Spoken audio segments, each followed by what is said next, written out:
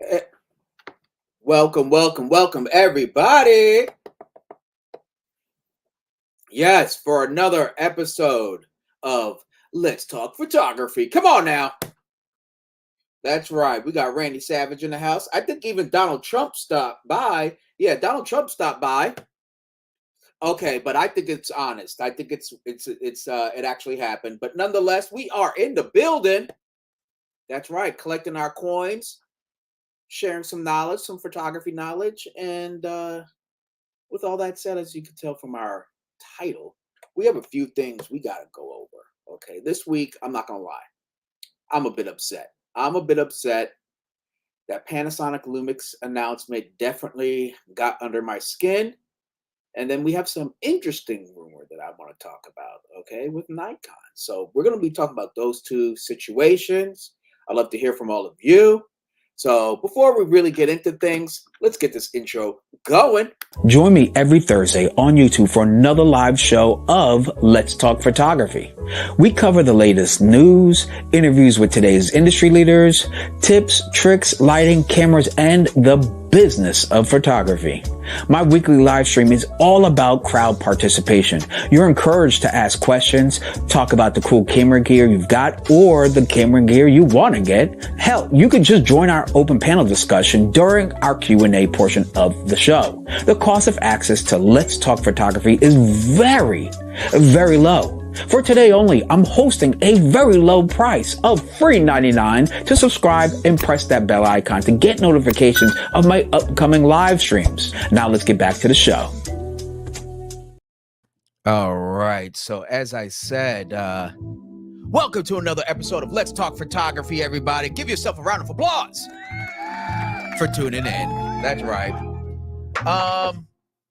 So got a few things I got to get off my chest. I already see a comment or two, and I'm going to have to talk about it anyway. All right. But before I do, I have some great news to share with all of you who like to tune in to my Let's Talk Photography podcast show. I really appreciate it.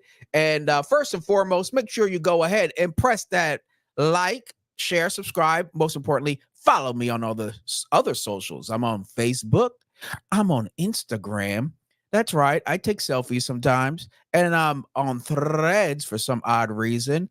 And I'm on TikTok where you can see me pop lock and take a picture all at the same time. And I am on Twitter, X, A, B, C, D, whatever Elon Musk decides to call that platform tomorrow. I'm over there as well. That's right, I am. For anyone looking to have a great starting point and enhance your portrait photography, or you enjoy how my photos come out, well, guess what? I've been using my own presets I've had all to myself because I was stingy for at least since COVID for sure, or the lockdown, quote unquote. I've been using these presets. So any of the photos you see me post, it's probably 90% of the time I'm using these presets here. So if you want a great start to impact your photography and you're doing portraits, check out my Lightroom presets. You can go ahead and click that link in the description section down below. Next week, I have a special guest. That's right. A special guest. It's actually a duo. Okay. And one of the people out of the duo I've had on this live stream a year or so ago. Okay. But I'm bringing them back, and it's a dynamic duo. Okay.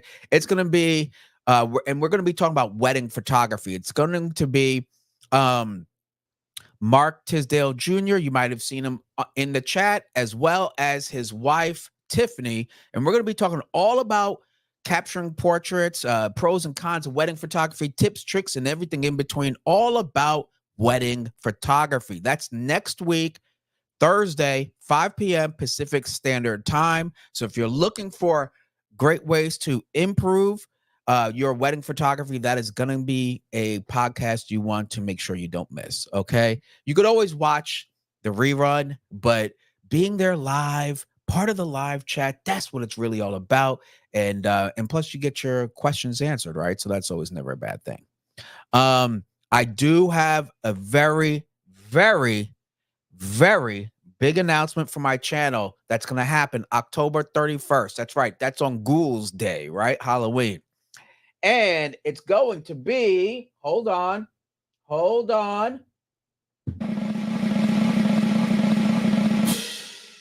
I will be having one of the renowned photography informational experts on my channel. His name is Joe Edelman. Come on now.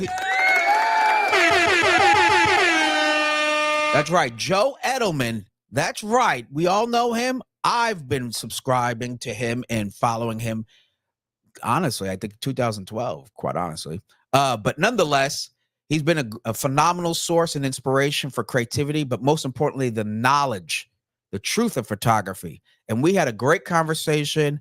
He's going to be on my Let's Talk Photography podcast October 31st. So you want to subscribe. You want to smash that like button.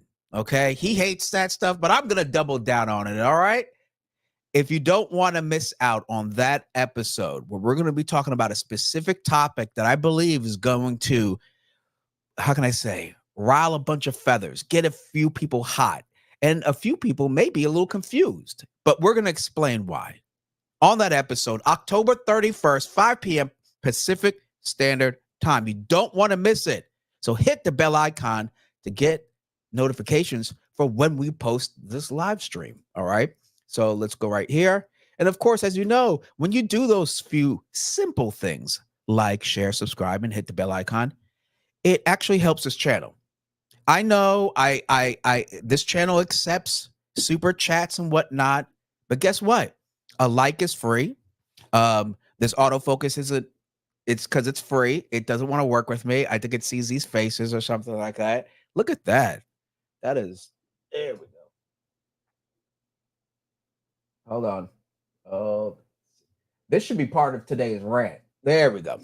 All right. So, and as I said in my intro, I'm holding a very special price of $3.99 to go ahead and subscribe to the channel. But nonetheless, I'm really excited to have Joe Edelman on. I'll have more stuff to share with you next week about that episode, about that live stream. So you definitely don't want to miss out on that. And I'm in the works of talking to another phenomenal portrait photographer as well. And we're going to talk all about studio portraitures and stuff like that. I'm going to share who that photographer is next week on the next live stream. So you don't want to miss out. It's going to be, great times. I think this is 2000. I'm trying to prepare for 2025 because my goal is to hit 10,000K by the end of the year. Come on. Yeah. Oh, yeah. Exactly. Oh, yeah. That's what I'm talking about. So, and with that said, that means what I want to do as this channel grows is provide you with more value. Okay. Shout out to Joe Edelman again, because he really shared a lot of game with me. He was we were talking for, I don't know, an hour and a half, and he dropped so much knowledge with me that it got me rethinking and refocusing, rather. That's probably the best word. Refocusing my purpose on YouTube. Because as we all know, there's a million photography YouTube channels born every day, right? Like, I'm not exactly reinventing the wheel here. But my main goal is to provide all of you some value, whichever little way that is, and unique way that I do it. That's the purpose of me having this channel. If anyone thinks I'm getting rich quick, you're sadly mistaken, right? If you think brands are pouring in or backing up their money truck, I wish that was the problem. Okay. I wouldn't be doing it out of my apartment. I'd be having a professional studio. So my motivation is to bring you all value, whether it be entertainment through the show, whether it be informational, obviously, and in whichever way I can. Okay. So as I get bigger, I'm trying to make sure my head doesn't get bigger, but the value and impact I bring to all of you, you all benefit from, and that gets bigger, right? All right. Any hoot. Let's go over a couple of comments, and then we're going to get into some of the news and whatnot. All right. Let's see here. Vic already says, shout out to Vic. Vic is always on my streams. I absolutely appreciate it every time. Yeah. Thank you, Vic. And he says, give Panasonic time. Don't worry, buddy. I'm about to give him a 1-2 and a hook. Or uppercut, rather. That's an uppercut. We got Manila Martin from the Philippines. Hey. I was just watching a video about the Philippines today, Martin, and they were having like a super typhoon or whatever. It blew my mind. The floods they got going on walking in some of the cities. It was trippy. So Anyway, we got hero shots. Hey, old Joe Cool. That's what I'm talking about. Yeah, you definitely don't want to miss that episode. It's going to be going down. I love his perspective, and he's a no holds barred kind of a presenter and truth teller. I'm going to call him the photography truth teller. He may not like it, but that's what he is, and he keeps it real, and I love it. Okay, and I think a lot of you are going to appreciate it too. He got me to shoot Olympus when I started. Oh my Lord! Wow! Oh yeah! Shout out to Joe. Look at that. See, driving impact. Vic comes back. Joe Edelman, just don't trigger. Nah, we had a great conversation. And honestly, I want to provide a space in which everyone's welcome to share their perspective. But most importantly, I believe the value he brings is going to be phenomenal for all of us involved in that show. You know, Rakesh comes in. Hit that like button too. Come on now. You already know. And Hero Shot says, what cam is the stream cam? Well, honestly, I'm streaming with the Nikon Z6 Mark III, but once in a while, I think it finds these faces back here. See those faces? These two? And I think it's this one because it has the eyes, right? So I got to be careful, but I like showing my artwork too. So what can I do, you know? But it's a Z6 Mark III. It generally is phenomenal. I stream for this professionally too. So if I ever have a meeting with you virtually, I'm using this camera. It works really well. And I'm using the Z50 f1.2, and I always keep it at f2.0. That's how I stream with 2.0. It gives me tons of compression, as you can see. And I use a couple extra lights back there, and boom, bada bing, we're in business. And I'm actually using a very small what is this? God, it must be 5 inches, a 5-inch little panel. And it's doing a fantastic job as my key light. Normally, as my key light, I have like the SL60 Godox, 60 watt Godox light with a 17-inch octabox, and it's plugged up. This is just a little USB-C chargeable little panel. And it's actually really flattering. Like the light fall off is really nice for a little panel that fits in the back pocket. It's like the size of my cell phone. So shout out to getting these little panels. If you ever need, like, some of these panels are doing justice.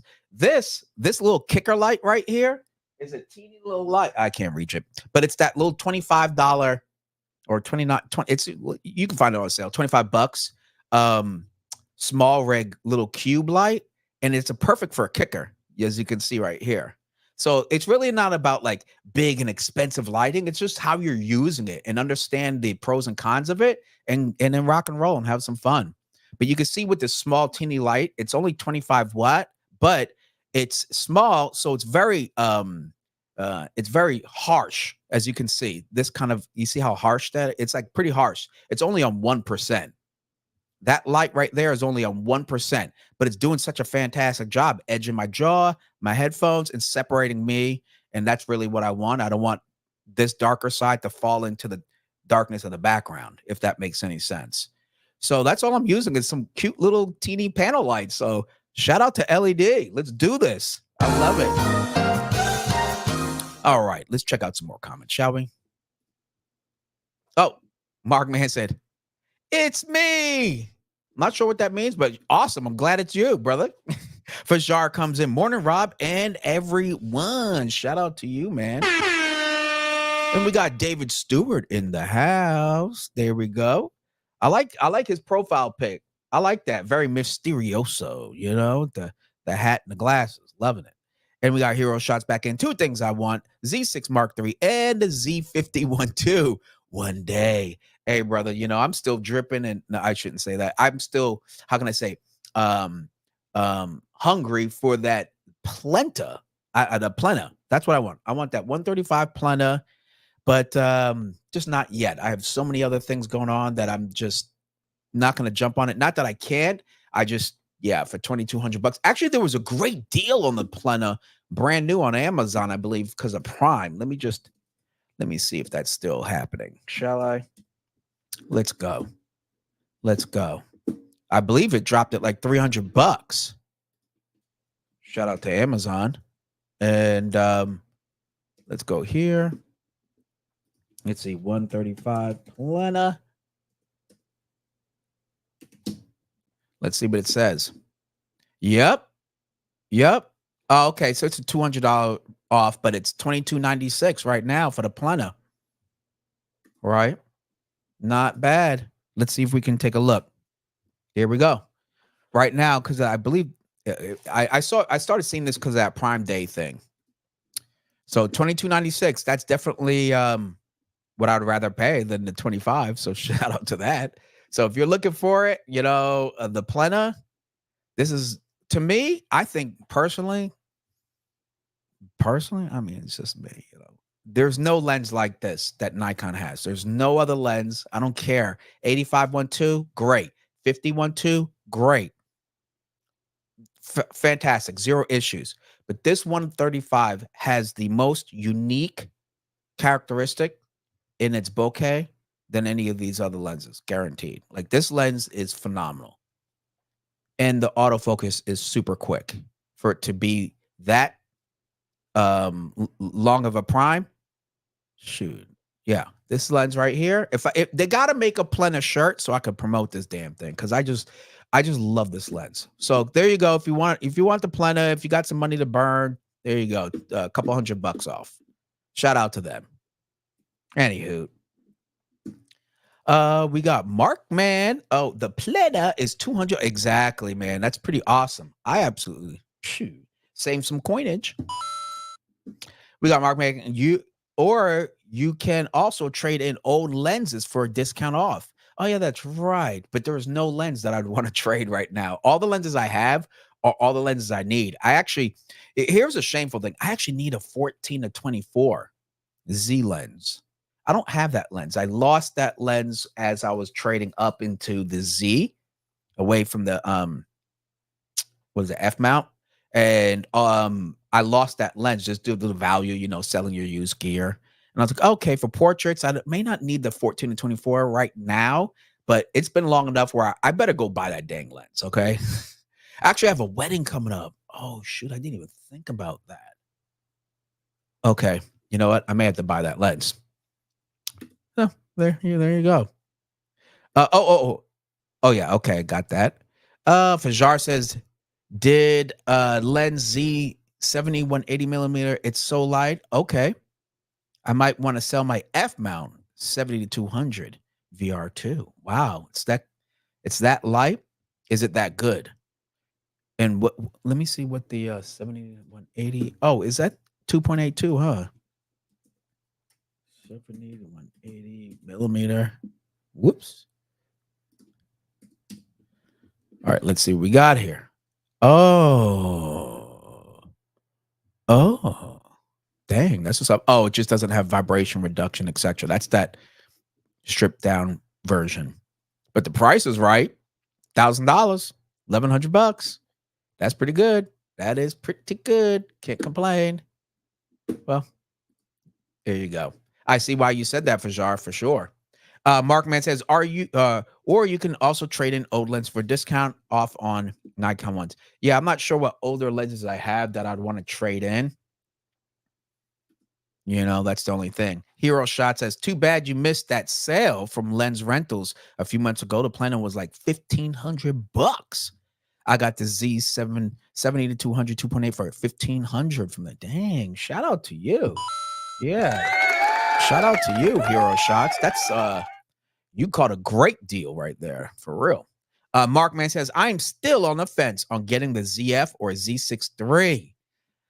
Well, Mark, I know that you have the Z8, right? It depends what your ultimate goal with the camera is. Because remember, I was like you. Before I bought the Z6 III, I had the ZF, and I also had a Z8.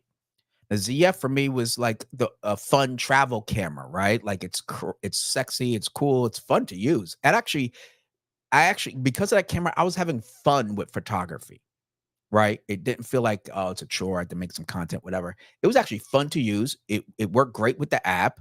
So I was able to upload photos straight to the app, and all that good stuff, or download whatever. And it was a fun camera. My thing was I wanted something beastie for video. And the focus when I push in and push out, when it came to zooms, there was something about the ZF that the Z6 just smashes. It just is seamless. It's awesome. There's no wobble. When I'm doing that zoom, it has better codecs, right? There's more wider codecs. You can do ProRes RAW and all that good stuff, 6K. I mean, if you want to do any sort of video with that camera, then the Z6 III is just going to be your choice. If you just want something for fun, the ZF is super fun. I ain't gonna lie, it's a sexy camera. Okay, it really is. But it only does like 4K up to 30 frames. It's not going to give you all those codecs for video. That's for sure. Okay, and yeah, otherwise, yeah, Z6 III is pretty fun. I used the Tamron 70 to 180 2.8 for Sony. It was great, but never tried the Nikon version. Oh, okay, fantastic. Oh, by the way, oh my God, guys, I just talked to somebody I know that works with Tamron. So I'm going to be able to bring a lot of you guys some of my opinions and reviews of Tamron for Nikon. So shout out to Tamron. Yes, absolutely. So we're in the midst of working things out. I sent over my email, yada yada. So I hope to bring more insight of what Tamron has been really smashing it for Nikon. Let's be honest. In third party variations of lenses for Nikon Z mounts. So I want to make sure that I provide the same amount of attention as I do for Sigma when it comes to Panasonic. So cool. I'm very excited. And I got some fashion shows coming up. So therefore, I want to really try to test some of these lenses on those runway shows. So it's going to be real fun.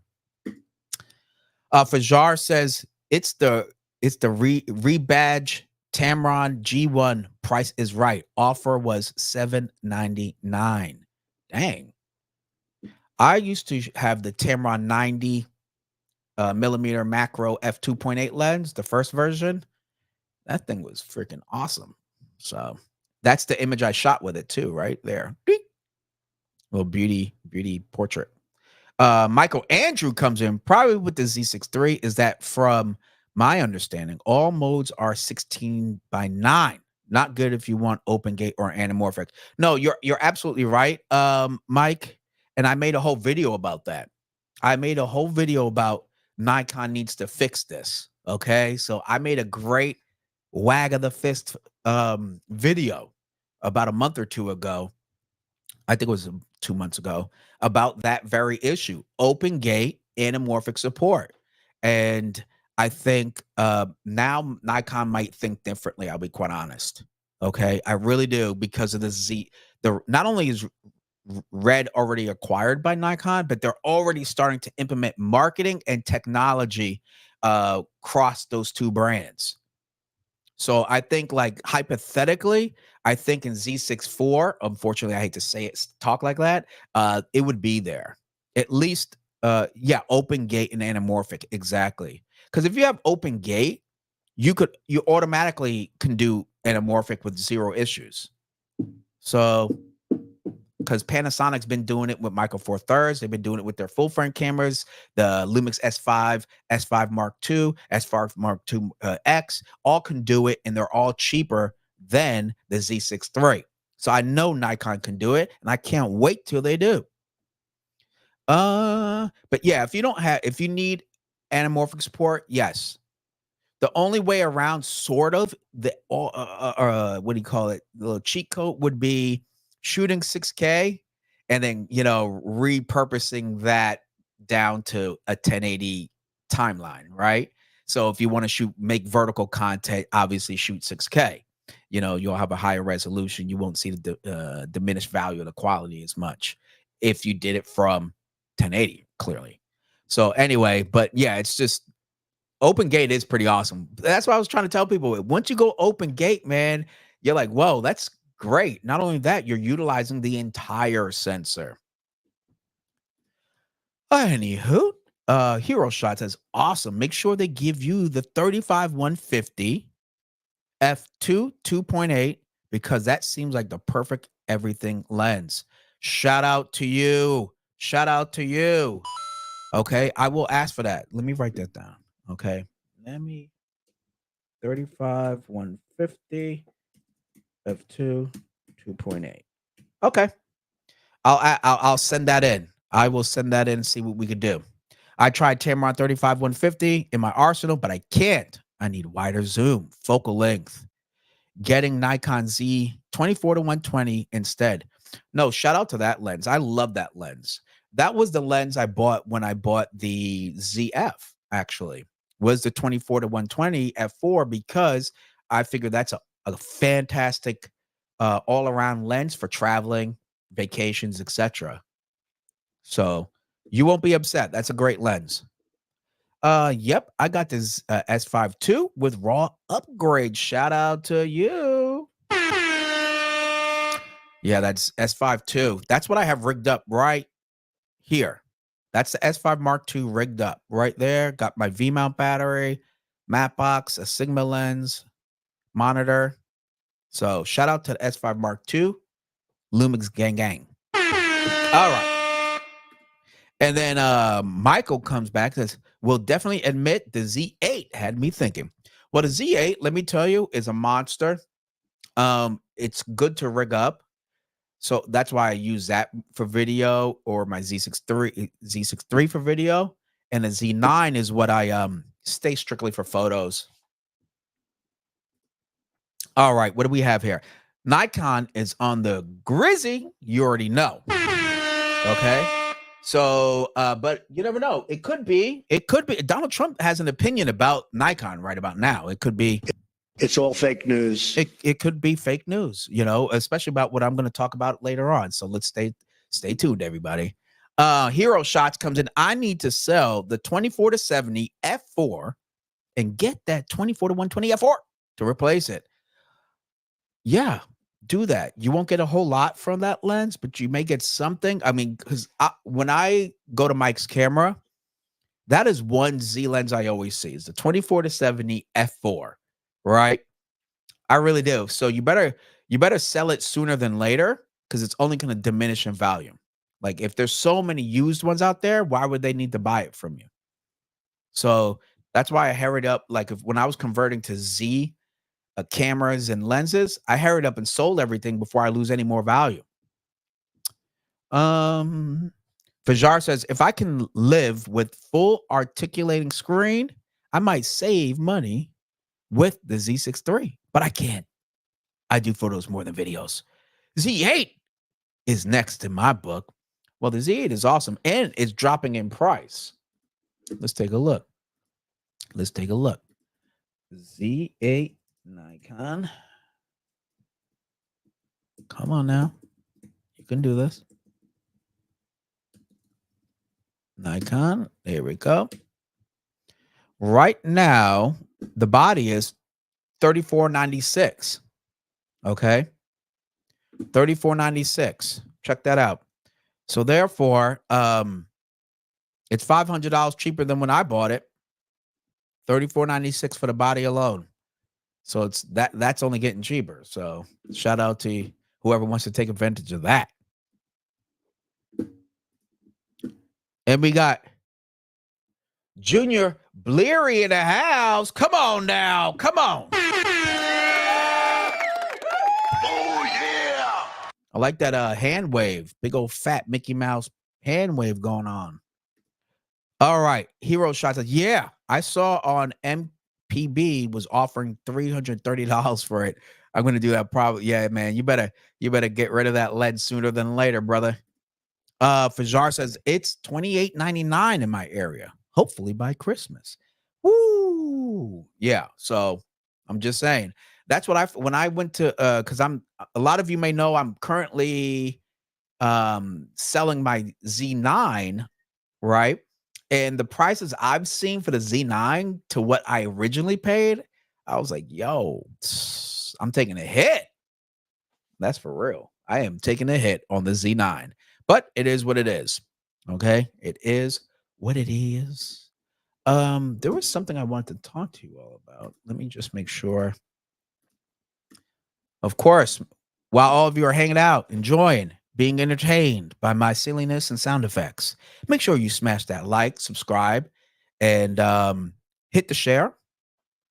Most people won't hit the share, but at least a like and subscribe. Let's be honest.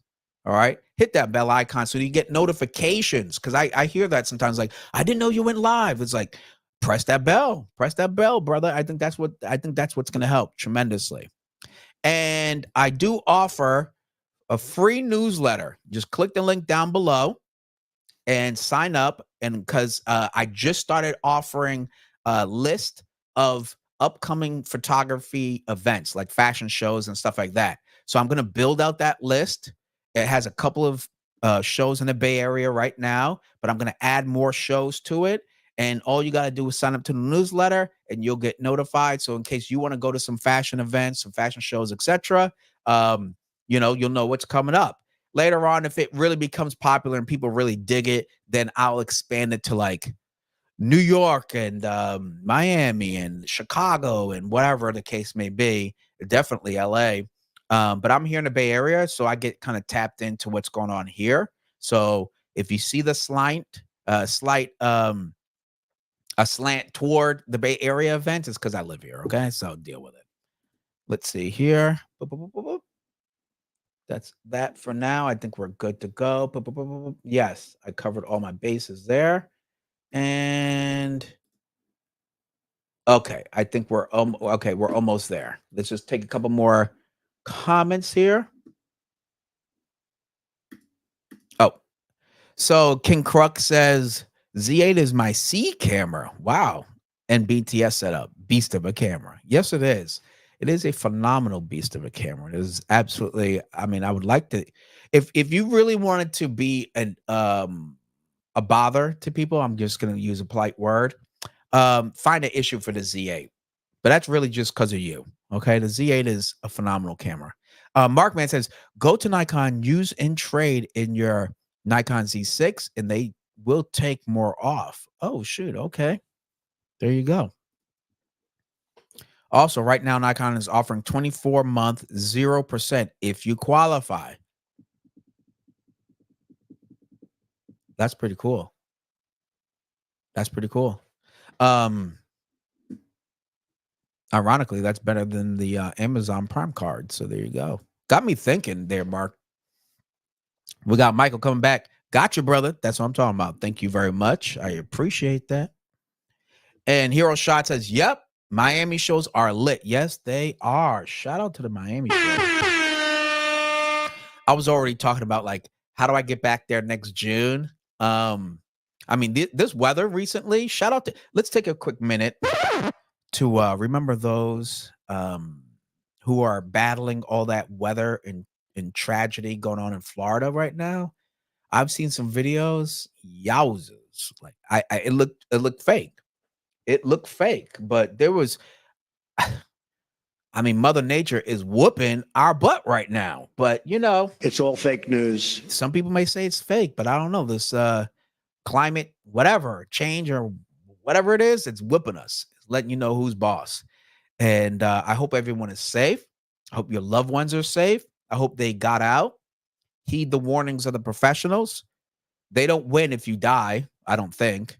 And man, I can't believe it. When I went to Miami in June, the first night we got there, it was raining, and the bar we went to had like at least an inch of water covering the entire floor because they were like on the ground level. I still drank though, still had a couple of drinks, you dig? So, but it was wet inside. So don't play with Mother Nature. She'll win every time. So I hope my prayers, what do they say? My prayers and best wishes go out to everyone. No, but honestly, all kidding aside, like, Let's give it a little extra prep. It could happen somewhere else. Maybe not that, but in our own geographical area here in the Bay Area, we haven't had a huge earthquake in years, right? I think over 20 something years. So we're due. So, man, be prepared, pack something up in your basement, keep it there in your closet, wherever, your go bag, man, just be safe out there. Hero Shot says signed up for the newsletter. Finally. Thank you, brother. Man, come on now. Oh, yeah. Thank you, Hero Shots. And then Z8 is a C cam. Damn, I'm slipping. Woo. Hey, you know what? If that's just C cam, man, you must got some good stuff, as your A and B. Vic comes back, slept through the hurricane in Orlando. Wow. Shout out to you. Shout out to you. That's phenomenal. He's like, I've been here. I've been there, done that. West Coast got it bad, though. Yeah, that West Coast is, oh, my God. The report. Can we give a little something to the reporters? Because they were out there. I mean, they had whoever had to draw the short stick at all those local newscasters they had me not rolling like, this is a tragedy, but I'm like, look at them. They got these people out there. And it was like a small little lady trying to weather all the storm. I'm like, man, and think of the photographer, whoever that is, they need an award for keep this live, keep it going. And they got a 90 miles an hour wind. Shout out to the photographers. King Kruk, he has two Monstros as my, that's what it is. Damn, that's what's up.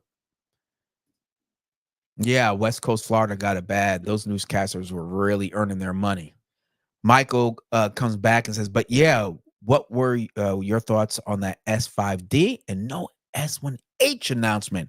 Well, to be honest, we're going to be talking about that in just a couple of minutes, quite honestly. So hold that thought. All right. Hold that thought. Let me just check out how we're doing on social media. Okay. Cool. Looking at right now, we are currently live on Instagram, Facebook, and YouTube. I haven't been live on YouTube, on Facebook in a minute. So let me see what it looks like. I'm curious. See how that feed looks like, And there we go. Go to my page. Oh, yeah, there we go. Cool. Dang, it looks just as good as YouTube. So shout out to that. Okay, cool. All right, so we're looking good everywhere we can be. Hey, I see RBJ there. Feel free to jump on YouTube, brother. You already know. Okay. But otherwise, everything looks solid on all the socials. And shout out to StreamYard for kicking up the 1080p quality to those who pay the, regular price. You no longer have to upgrade and pay even more for this quality. So shout out to StreamYard. They didn't pay me to say that, by the way. Wait. I am back some. Let me see where all these comments are. Make sure that you get Hold on. What was the last shot? Make sure you get. Oh, yeah, okay. Got that. Yep. Got that. Oh, yeah. With the upgrade. That's right. Here we go. Sorry about that. Scrolled a little too much. Cool. Okay. All right. Let's get to this. All right. We're all caught up finally. Now let's get to today's news. Let's go.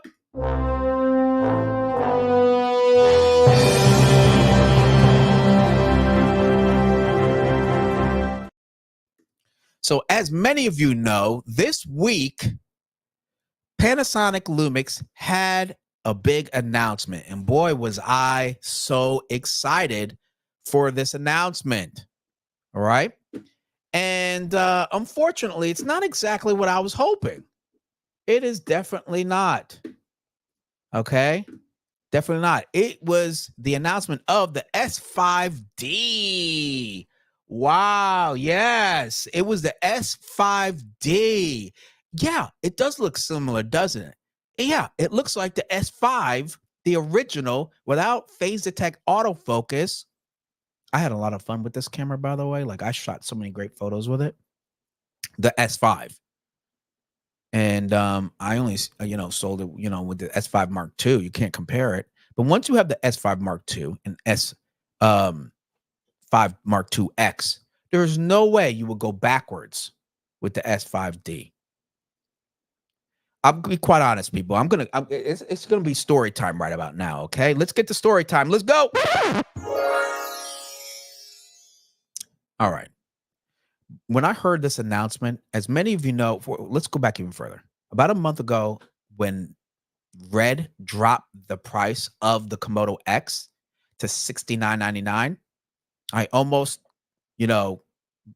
jumped out of my own brown skin.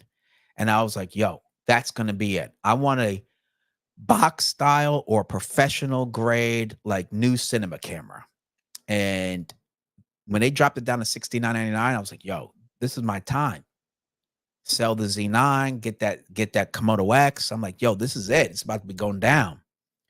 And then obviously a few weeks later, all of a sudden, here this announcement's coming up. Panasonic announcement. I'm like, oh my God, yo, what's it gonna be? I'm like, I'm so excited. I don't know what to do with myself. And if I could get to my sound effect, I'd play it. I swear I will. And I'm like, yo, what is it? Could it be a S1R Mark II? Could it be, even better, S1H Mark II? Oh my God. And I'm like, it could be, I'm so excited. I can't wait. And being that I talk a lot about Panasonic, I've been using Panasonic for years now. I love the colors. I love the camera system, the menu, everything about Panasonic. I can't complain, in terms of my user experience. Easy to edit with and color grade. I love the files. I'm like, oh my God, maybe I'll actually wait for the Komodo X and get an S1H Mark II. Oh my God. Oh, that would be phenomenal, wouldn't it? Holy Christ. Because when the S1H first came out, it was 6K, open gate, full frame, Netflix approved, ridiculous codecs. Oh, it's a great camera, the S1H. I still use it's over. I got it over there in a cage. Now, if this came out, I was hoping for 8K, open gate, obviously anamorphic support, which Panasonic always does.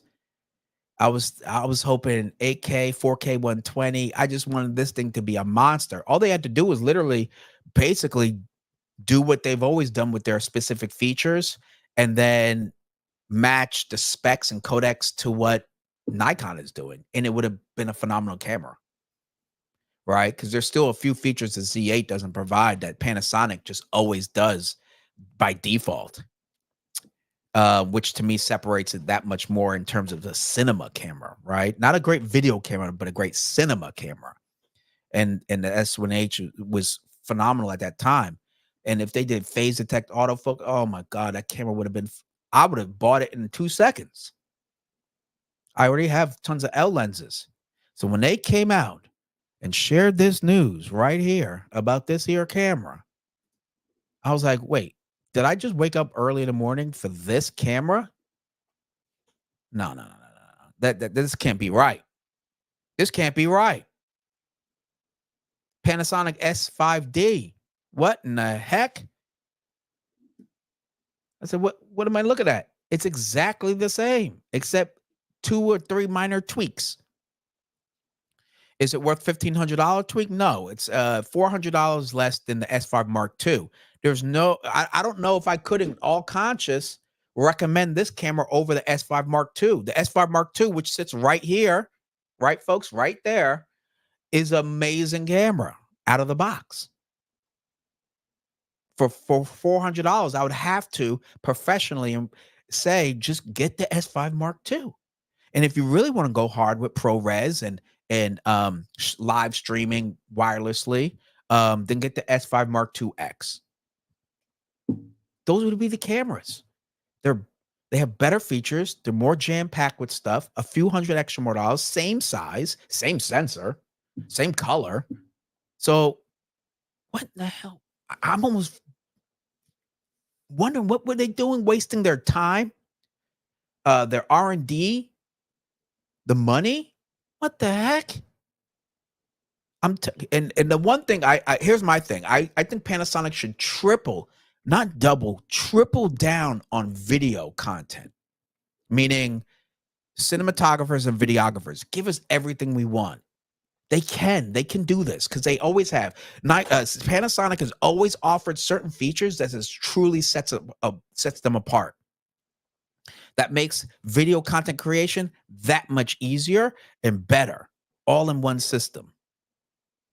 I'd say triple down. If you're the small gang and you're the small guy in town, they're not compared to or have the budget of Sony, Nikon, and Canon. Therefore, go hard in the paint when it comes to video. Every camera out there, including this one right here, will give us a good photo. Not all these cameras are great at video. They'll record video, but real videographers and specifically cinematographers appreciate the nuances that Panasonic delivers, but is frustrated with the speed at which they, how can I say, answer or serve our particular needs. The GH5 is a great example. When they gave us what we wanted, super small, it was super innovative at the time. S5 Mark II as well. A lot of people who shoot with the S5 Mark II are very pleased. I am. That's why it's sitting there rigged up right now. Because I really like that system for video. That's what they're really known for. So I'd say triple down on it. Triple down on it in this environment. This is not tripling down. This right here, let me see if I can put it in there we go. That right there is not tripling down. That's going backwards. It's wasting time, advertising money, R&D, parts, etc. Maybe they had extra parts and they just came up with this thing. No, S1R2, a high resolution version of their full frame camera, a new one. Let's get that, and then upgrade the S1H2 to a beast. That thing should be what everybody other camera that does 8K make them shiver. I know Panasonic can do it. They have the tech. They've done it so many times. I've made tons of videos about why, GH6 is a slept-on camera, why the S5 Mark II is the best price point camera still today in terms of video. You're not going to get what you can get out of an S5 Mark II for $19.99 out of any other camera. Open gate, 6K. You're just not gonna. You're not gonna get the codecs. Panasonic, that's why I love Panasonic, because they do that. They can do that, and they do it at a price that is affordable. So when they come out with this, after having us wait 5 years for a new S1H2, this is like wasting our time. It's like you haven't been listening. We want professional grade stuff. Nikon gives us professional grade stuff every ding dang day. Sony, they give us way too many options. And Canon, they're doing it too. They're giving us, what is it, the C80 and stuff like that? They're not playing with the video. Panasonic, I think, is like, it's not that they can't do it. I don't know why they're taking their time. They don't really have time while all these companies are swallowing up the market space. That's like a huge, that's fucking annoying, quite honestly. I hate to curse, but it is what it is. But let's let me answer let's get a couple of comments, and then I will go to the specs for this camera. Okay, let's get to these folks here. Thank you all for listening to my rant. I'm not done. Okay. Where are we at? So that by the way, Michael, is part of my rant right there. So you asked a perfect question at a perfect time. All right. And then Fajar says it's too empty for Nikon to release nothing in Q4. Hopefully something. Oh, I'm sure they'll release something. Maybe that 3512 finally, right? King Kruk says, Rob, you still using Lumix as your vid setups? I do. I mean, I am. Oh, shoot. Here we go. This thing's got weight. I ain't gonna lie. Let's see if you guys can see it. I don't want to hit my microphone over here. You know, there's the S5 Mark II right here. And then there it is, S5 Mark II with the Sigma L mount, Sigma 35 f1.2 art lens. 1.4 DGDN art lens. Got the small rig, everything small rig pretty much. And then handle and everything else. With the Hollyland 5-inch monitor. Love this monitor. It's a phenomenal monitor. Now they have the Hollyland Mars M1 Advanced, which I'm sure is better than this in some particular way. Okay. So that's my S5 Mark II setup. I'm actually going to be using this. I forgot what I'm going to be using for, but I got something coming up. All right. So yes, I still use the S5 Mark II X because I'm so used to the platform, you know, the menu. There we go. The menu, how the colors are when I edit it. I know what to expect every time when I use their vlog. So yeah, shout out to Panasonic. There's nothing wrong with it. The heck. It's actually better than most of your cameras out there. Hey, just saying. King Kruk, I guess so. There you go. See, that's what I'm saying. Looks good. Sounds awesome. Thank you, Vic, from Facebook. He's coming in through Facebook. And then Michael says, oh, was excited too. Was a super letdown. S5D for dumb. Yeah, I mean, here's the thing. I'm going to remain hopeful. Hopefully in the next month, we hear something about an S1H2. I mean, that S1H, when it came out, I bought it, by the way. Like, you know, like I said, I have it in the other room. S1H is a great camera. It's a great camera. It does like 500 plus megabits a second when you have that thing going. Like I said, open gate, 6K at the time was like really among the first consumer mirrorless cameras that was doing 6K. Like people don't give Panasonic their props, their flowers. That's why I say now go straight to 8K, open gate that son of a gun, anamorph the hell out of it. 4K 120. You know, no crop on anything. Go hard in the paint. And then shake them all up. Do it for $3,500. Do it for $3,000 or $3,500 and watch people shiver. Watch these brands shiver, Panasonic. Because I know you could do it. I know you could do it. I know they could. Look what they did with the S5 Mark II for $19.99. All these other brands can't match it spec to spec for $500 to $1,000 more. So that's why I know Panasonic can do a phenomenal camera, $3,500, S1H Mark II, come hard in the paint, 8K, blow everything out the way. If they really want to be silly, $3,000. But I think 35 would be a fair because it would be a flagship cinema, a consumer, you know, mirrorless, interchangeable mirrorless camera, you know, system. So I would say 3,500. Yeah, go hard in the paint. Drop everything in there. Their stabilization is bar none the best. Let's be honest. Handheld, everything else. Yeah. And then give us a box version. Phase detect. Who cares? Cinema people are going to be like, who cares about phase detect? Guess what? Who cares? Give it anyway. They'll love it that it's in it. Right? I don't hear any professional cinematographers complaining about Sony because of their autofocus being fantastic. You know, go hard in the paint, phase detect it all the way, get better. Here's my frustration. I know they can. That's the part I'm upset. It's like, yo, you had the red price drop. Then you had the C80 announcement. Bro, I was thinking Panasonic was about to let loose. You already know, brother. What such a letdown. Exactly. I thought they were going to be like this, man. Michael, I thought they were going to come out like this.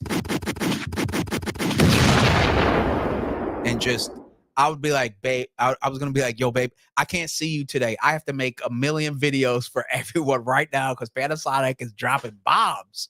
And then I was like, I could make it to dinner. I'll just talk about this on a live stream. Because a lot of videos I saw, I don't think people really want to be honest. I'm just saying, I expected more. I think you guys are right. I feel you. Michael says to add to what you were saying you wanted, man, internal EVND would see that's exactly drop that, drop open gate, drop 8K. Those 3 features right there would have people like, what? If they really want to be nasty and really, excuse me, YouTube, piss some people off, Global Shutter. That's right. I said it. 8K, open gate, Global Shutter, S1H Mark II. That would be it right there. $4,000. $4,000. Tell me you wouldn't buy it. I'd buy it, and I'd buy it so damn fast. I'd sell my. I don't need a pinky, do I? $4,000, right? Open gate, 8K, 4K, 120. What? Shutter with a global shutter? Oh man, you already know. We'd be on YouTube. Everybody would be like, "What in the flip flap jack?" Because look at the Komodo X. Komodo X, $69.99. Open gate, global shutter, but it's Super 35, and that's at $7,000. So if they priced it at $4,000, I'm telling you right now, ooh, I'd be doing a 5-hour live stream about that camera. Believe that, okay? I'd be like, yo, everyone better duck. I'm coming in hot, okay? Anyway, Vic says, S5D. Maybe if they named it something else geared toward an entry-level crowd. Yeah, I think you're right. I don't think for $1,599, that's not entry-level crowd. Closer to 1,000, maybe 1,200, something like that. And yeah, everything different. The S9, I like what they did with the S9 with the marketing. They purposely told you, hey, this is exactly what it's for. This is what it is. No frills. And it actually has some great stuff in it. New form factor. So I kind of got it. Now, did it work for me? No, right? The S9 doesn't work for me. But I understood the direction. There was like a purpose for it. The S9, I'm like, okay. If that's for you, content creator, something better than your cell phone. It's portable. It's kind of cool looking. Oh, okay. I get it. S5 Mark D, I'm like, all of a sudden I'm starting to hear this, little chirps and crickets and whatnot. Let me see if I got I got my crickets on lock. Yeah, that's how I was feeling. I was like, wait a minute. I woke up for basically an S5, but less than. I really like the S5. The only issue I ever had was the autofocus, but outside of that, the S5 was a phenomenal camera. Okay. Mark comes back. In fairness, I think Nikon took too long to drop the Z6 III. Yes, but I'm glad what they made sure was included in it, right, Mark? Let's be honest. The autofocus is great in photos, for portraits, for runway photography, action. The video, I love what it can do. So 2,500, which is the price I thought it should be at. So I think Nikon, yeah, a little annoying. I think we'll always be annoying, quite honestly, with our brands due to our brand loyalty and everything, like how fast they come out with stuff. Like it takes time, right? But I think the Z6 III, they delivered for sure. For that price point and what it can do, yeah, that's a great prosumer camera. Now, this is an excellent B or C cam if you're out there, doing your video production. So, anywho, King Crook says Panasonic has great creatures. They kind of fumble the bag with lenses. Yeah, but you know where they get their strength is, King Crook? It's their partnerships. You have to realize the importance of the L Mount Alliance. The L Mount Alliance, what makes it very strong is that the partnerships. They partnered with, I believe DJI is a part of it. For sure, Black Magic, Sigma clearly, Leica obviously. So like they can leverage not only technology but also their entire system, right? So yeah, you may not have Lumix glass like up the zing zang, but the Sigma, you have the entire Sigma art series, the contemporary line and the art series, all for L mount and E mount by default. So when I was thinking about S1H Mark II, if that was to be announced, I was like, yo, I'm about to go to Sigma and pick up another lens or two to support that. And I already have, I don't know, six Sigma lenses, 7 Sigma lenses for L mount. So it's like I look to Sigma for the lenses, and then I look for Panasonic for the camera body. And guess what? If you like Black Magic and DaVinci Resolve, guess what? S1H Mark II, S5 Mark II X does Black Magic Raw, so you could do that and create Black Magic Raw files and work inside of DaVinci Resolve. Because guess what? Black Magic is part of what? The L Mount Alliance. That's why you could buy the PIC 66K with L Mount. So like that's why I am not like upset still rocking with Panasonic, is because of this strategic move with the L Mount Alliance. Means now I have access to Black Magic Raw files that I could produce in a Panasonic camera. And then I also have all the glass of Sigma, and it's their art series and the contemporary line if you like the cool street photography stuff. So I'm not too upset about the lenses, to tell you the truth. And guess what? Sigma's lenses are phenomenal, and guess what? They're cheaper. So there you go. Shout out to them. All right. Mark Man says, "Oh, do you have a Nikon Z6 III video recording setup?" I do not. Would you like to see me do one? I have no problem doing one. You know, I did one for the Z8. So I have no problem doing one for the Z6 Mark III. Let me know if that's something you would like. I've been using it as a webcam in photography the most. So like if I have it as a webcam, it's just on a Gorilla Pod in front of me on my desk. But and obviously photography, I don't need a cage. So honestly, truth be told, I haven't bought a cage for it. So shame on me. But if you want that video, I'll buy the cage and then I'll put together a whole rig using a Z6 III. Vic says, also, I have always thought your webcam studio setup looks a bit like Joe Edelman. What in the heck? That's interesting. But shout out to Joe and shout out to me, because that means we're two brothers with style. Hello. All right. Yeah, no, I always liked his setups.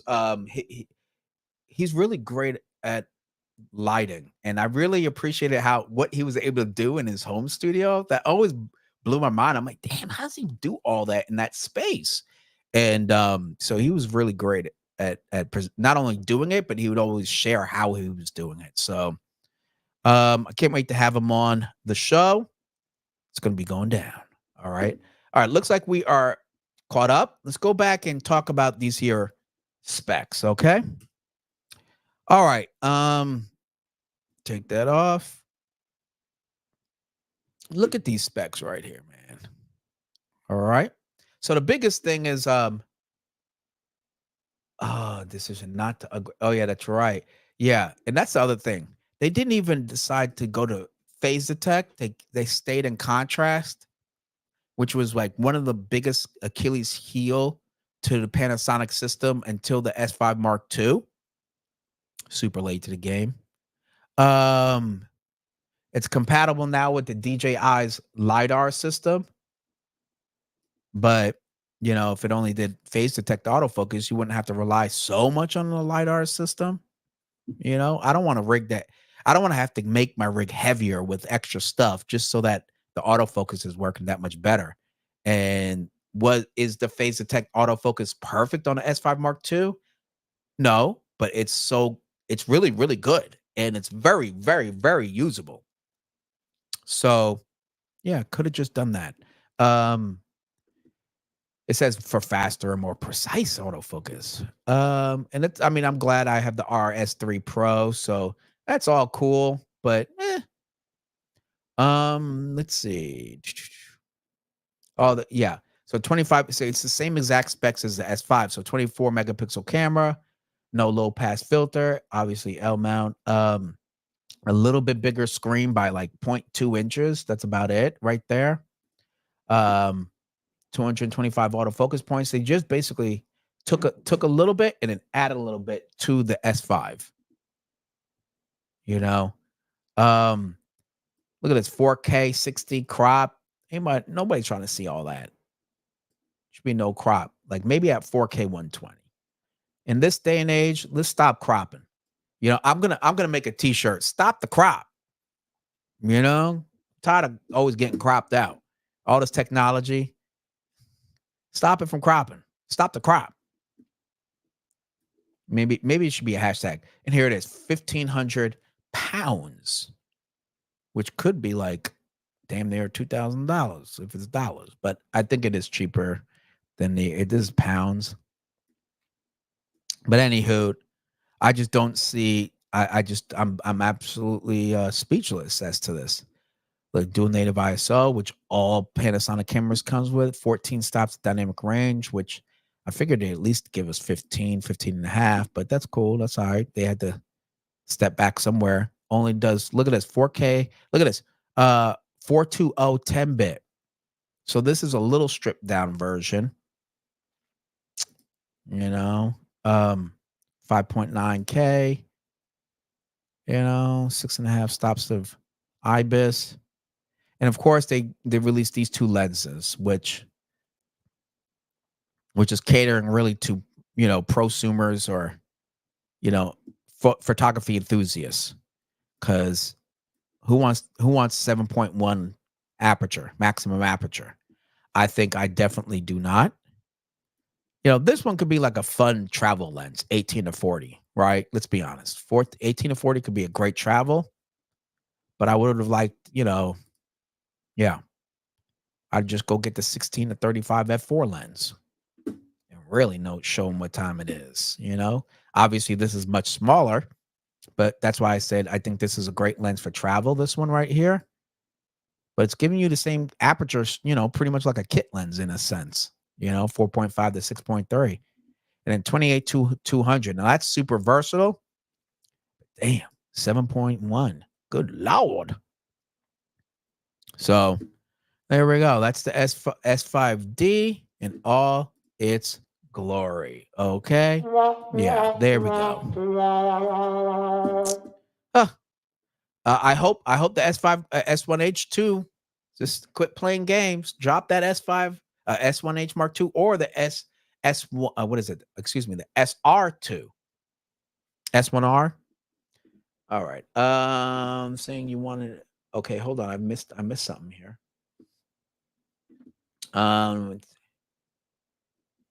Yes. Okay.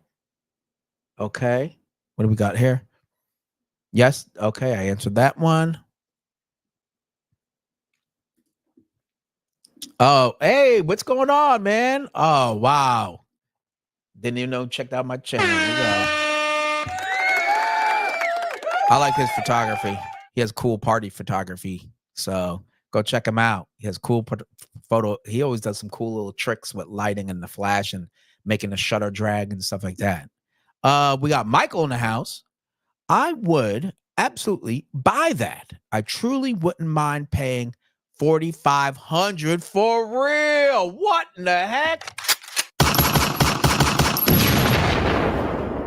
Wow, man. You know what? If it was $4,500, I would absolutely buy that. Yeah, exactly. 8K open gate global shutter 4K 120 would literally full frame would literally put everyone on notice, even at $4,500, right? Because the only thing closest to that would be the Komodo X. That's $69.99 and it's Super 35. So if you could do all that full frame, zero crop on that 4K 120, yeah, you have the camera of the year, in my opinion. Right? You have the camera of the year right there. So, and even for 45 would be a great steal. That would be a cinema camera to get. And then if they made a box version of it, oh, I'd be on it. Oh my God, that'd be crazy. There we go. That is a yes, exactly. Do you have an icon? Okay, awesome. I'll create that video then. That'll be fun. I like doing the video rigging videos. Ironically, when I did the Z8 one, a lot of people appreciated that. So the Z6 III, why not? It'll be a great fun camera to rig up and to show you what time it is and how to rig it. So okay, Mark, you got it, man. Let me write some notes on that. We got the Nikon Z6 III camera rig setup. Cool. All right, Mark, you got it. That was a great suggestion. Michael says, plus, remember with lenses, that PL is king for cinema. Anyone, though, plenty of adapters. No, you're absolutely right. I mean, that was my gripe with the Komodo X, is like, just give us a Komodo with a PL mount at least, and then we could make it work, right? So you're absolutely right. You're absolutely right. But if you're going to get a Lumix S1H Mark II, it's going to be L mount, right? So let's just be honest. King Kruk, PL is more universal than even, is that IPL or LPL? It seems for cinema. Yeah, I've noticed that too with PL. That's kind of like the most universal. If you're going to get a cinema camera, get it with PL mount, and you pretty much can, find an adapter from Nisi or whoever for that lens that you're using. And the good thing is that you don't have to worry about autofocus always having to be communicated. So like most people who are shooting cinema cameras are, manual. So therefore you just need the lens to be able to function in a manual way. And so therefore you won't lose out on the optics, right? We are good. We have another topic I want to touch. All right. So we're all caught up. Let's go ahead and prep this next one here. Now, take a look at this. Even though we were a bit upset with the Panasonic LUMIX announcement, I think this one was pretty cool. So let's Apple's stupid pinwheel is starting to spin on me. Let's take a look at this news right here as I take off this stupid thing on my screen. It seems like every episode this happens at least once, where the stupid little Apple thing starts spinning, and it makes me want to absolutely jump out of my skin. Come on now, you can do it. I believe in you. Well, we're going to just chill for a second as my computer decides to do whatever it wants to do on its own time. It's like I'm trying to deal with a New York union, trying to negotiate here. There we go. Jesus, I swear. I'm glad. I'm trying to keep this PG, but it don't want me to be PG, clearly. It does not. Well, there we go. Come on, you can do it. What the hell is this? I literally sometimes want to just like Hulk Hogan drop kick this computer sometimes. There we go. Do that. Let's take off the comment. If you guys could take a quick sec, smash that like, that share, to subscribe. It will really help the channel, believe it or not. Get people check out this video, but forget the videos that we are hosting a photography podcast on Thursdays, right? Some people may not know. It's all good, but when you hit the like and share, you already know it helps to push this video out. Let's go ahead back to the banners, take that off. Now let's talk about this other piece of news, shall we? Check this out. Nikon's hybrid sensor patent describes a selective global shutter.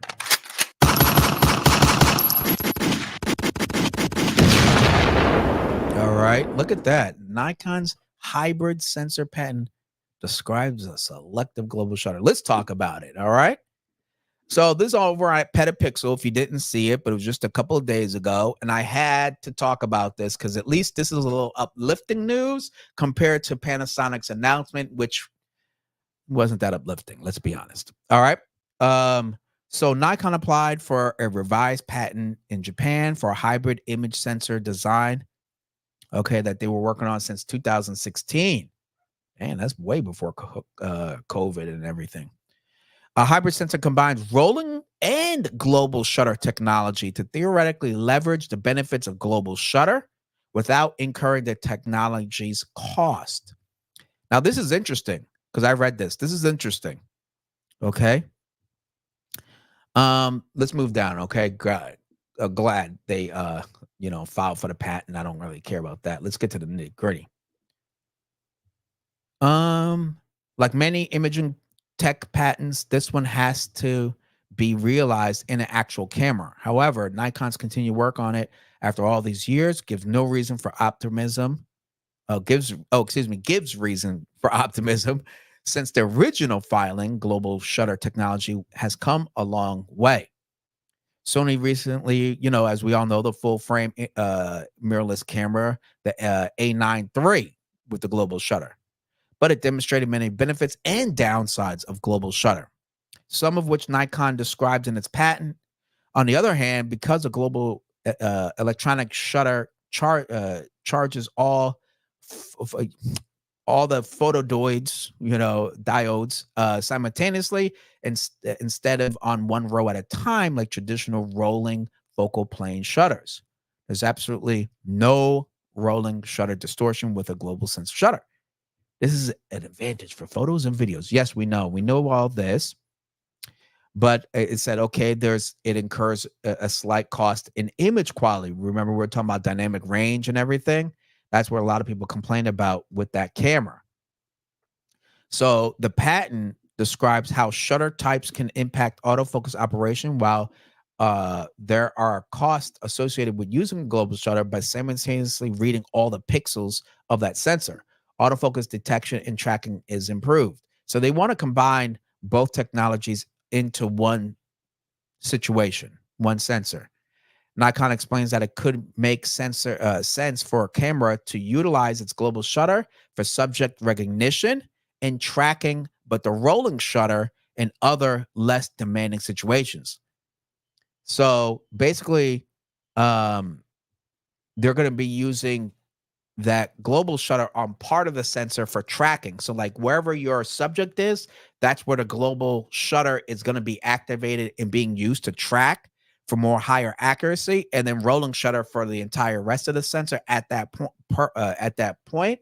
And so therefore it doesn't cut down on reducing image quality, which would be a super big no-no after the fact that, and here's an example after the A9. Because the A9, I tried it out at WPPI last year. It was crazy. But again, hearing also the low light capability and how much less dynamic range, I'm not going to pick that up. But you can see right here what it's talking about. So it'd be like activated in one little area as it's tracking. So it's using that global shutter for tracking and that purpose, right? See, it says it right here. Nikon's updated patent application shows how the global shutter tech can be employed in a portion of the sensor. So that's the hybrid part. That's the hybrid. So it does both. It functions as both, keeping costs down lower, image quality up higher, and hopefully benefiting on the focusing through the global shutter. So image sensor where the shutter isn't an all or none situation. So that's going to be dope. The patent describes how the global shutter tech can be applied only a portion of the image sensor, meaning that a demanding area may utilize a global shutter while the rest of the sensor is read out traditionally using a rolling shutter. If the global shutter is beneficial for a tracking moving subject within the frame, this tech could be combined with predictive autofocus tracking to ensure the fast-moving subject is always covered by a global shutter. That's going to be pretty dang cool. And we all know that A9 Z9 II is going to have that bad boy right there. Okay, so that's, I think. Let me see what else to say. Always has a case where filing patent will never release a hybrid sensor like one described in its patent. May never release it. However, it's easy to imagine the potential benefits of such technology. Of course, if global shutter image sensors continue to improve in terms of image quality and efficiency, the need for such a hybrid may not even, may not exist for much longer. But here's my thing. Okay. First is I'm excited that they're even working toward this because this option, because photography wise, aside from having this kind of a shutter, a global shutter, what else are they going to really push in terms of improvements that's going to help you better improve your photography and or entice you to buy the next level of camera? Because if you have a Z6 III, a Z8, or a Z9 right now, like all your photos are going to be banging. They're going to be great. What else are they going to really do? And ironically, that was part of the conversation Joe and I were having earlier today, was like, all these new cameras have the most smallest, minute improvement. Like, what are we really getting out of upgrading and paying another few $1,000s? So global shutter is the future for still photography, tech, and as well, not just tech, but like it's going to be the future. It's going to be a default by, that all flagships are going to have it. The A9 obviously proved that they could do it. Nikon seems to be trying to learn from the mistakes or the cons of global shutter, especially after the A9 III was released. So and now that they're now that Red is with Nikon, global shutter is going to be part of the normal terminology for flagships, I bet. For sure. I bet the next flagship for Nikon will have a global shutter of something. That's a fact. Because otherwise, I'll just stick with the original Z9. There's nothing wrong with it. If you're a photographer, aside you maybe, you shoot Sony or you already shoot Canon and, autofocus, this, that, and the third. But if you're shooting Nikon, you have a Z9, why would you tell me what you would need for you to get a Z9 II? It'd have to have a global shutter to even consider thinking about it, in my opinion. That's just me. I'm just a guy ranting in my apartment. Let's see.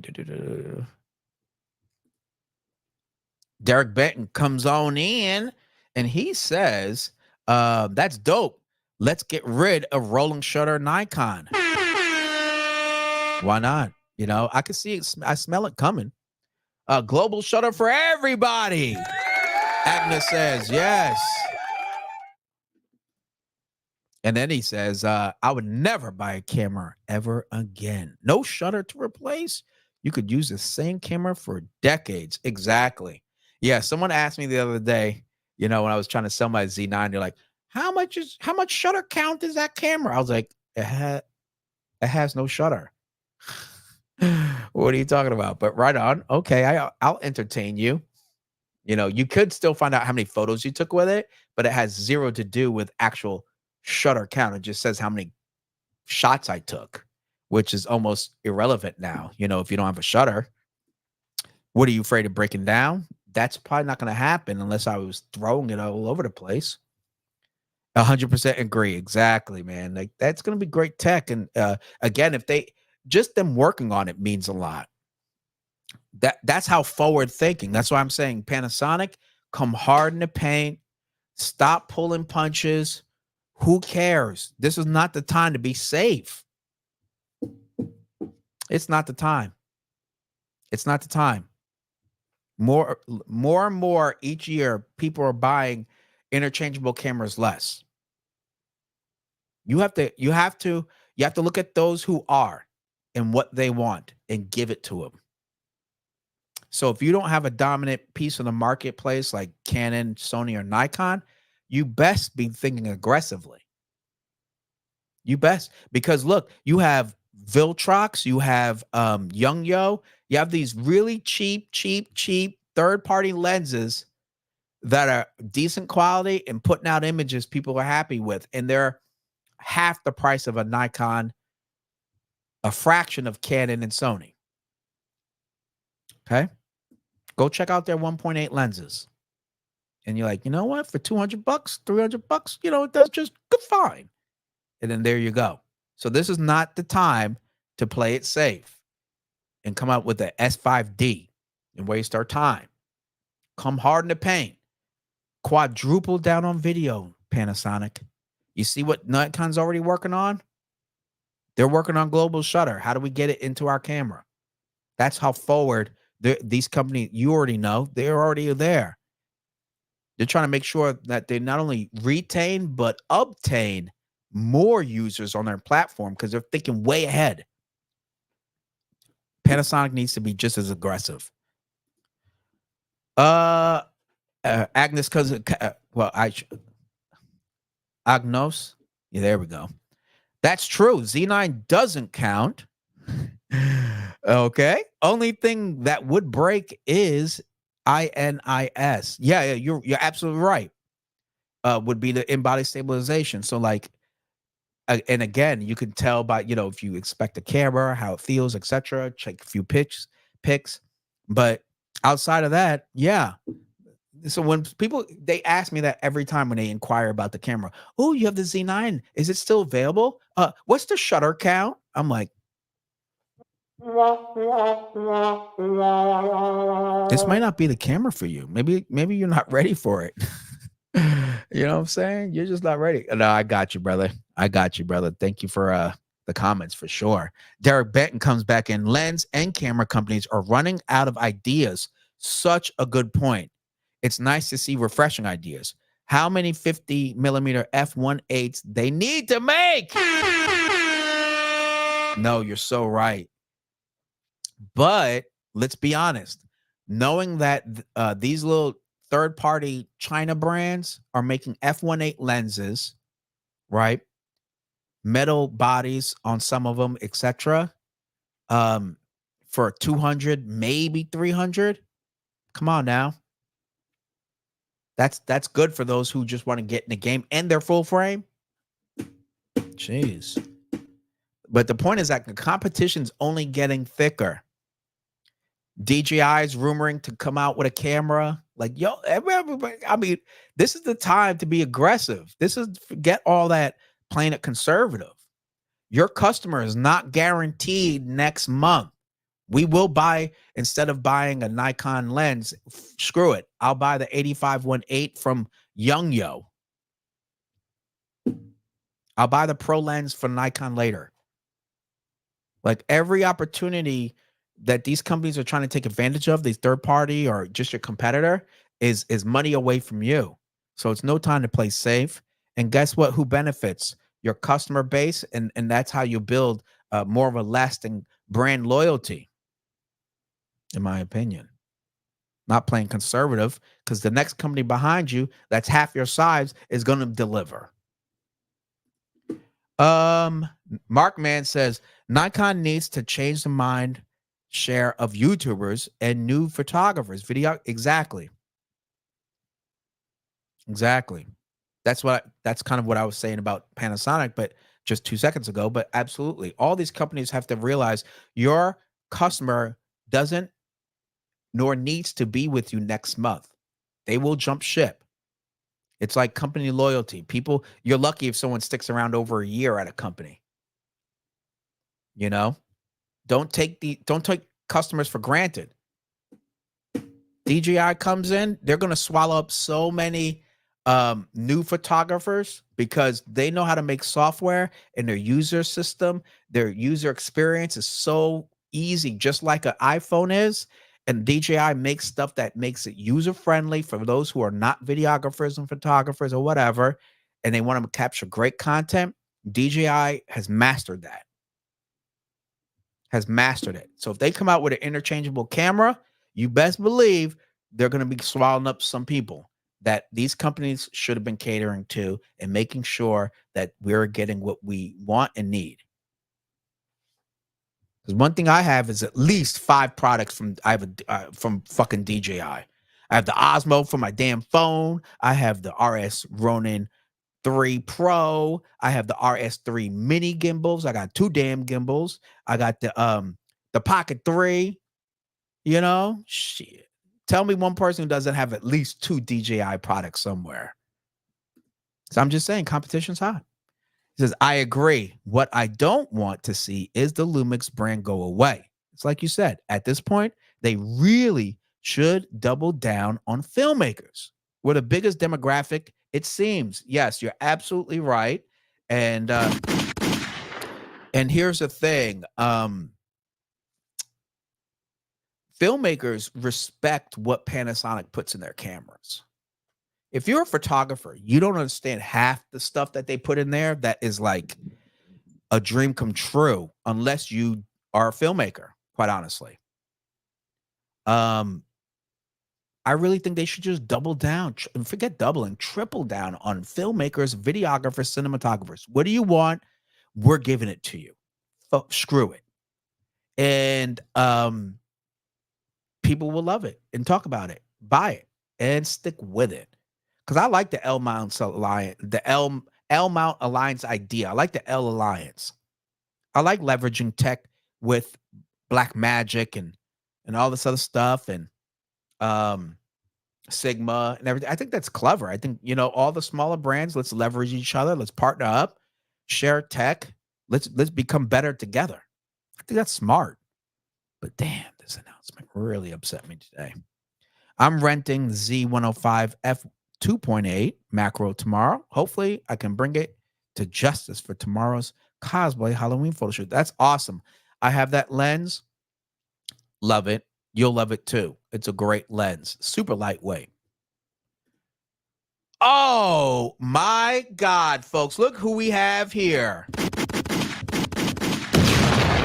Yeah. Oh, yeah. We got Joe Edelman with a comment coming in saying, instead of saying that camera brands need to do this or that, maybe so-called photographers, here he comes, should get the heck off of YouTube. Oh, Jesus, off of YouTube and stop talking trash and actually pick up a damn camera and shoot. What? Wow, I'm speechless. I'm speechless. But you know what? That's what I expect. That's what I want from Joe Edelman. I better get that because you know what? One thing I always appreciated is that his content was always based on improving your photography, not all these rumor stuff that I busy talk about for 2 hours on the Let's Talk Photography podcast. Shout out to Joe. The photographers who are making real money don't give a crap about that stuff. I think he just dropped that mic. Dang, shots fired, Joe. Shots fired. I never advertise what I shoot anymore. I just post, print my work. Nowadays, that's it. Keep it simple. Yeah, I do notice that, Fajar. You just post it. You're very quiet. You just post it up. But I appreciate your posts. So keep on posting, brother. I like seeing it. And then Michael has a comment for Joe. I'm sure he says, I do plenty of shooting, but not photography. There you go. See, I love it. He coming in. Agnes is coming in, laughing, rolling. Yeah, man, shots fired. That's how it goes around here, you know. And Joe comes back with Michael Andrews with a comment. Let me see what he says. Oh, of course.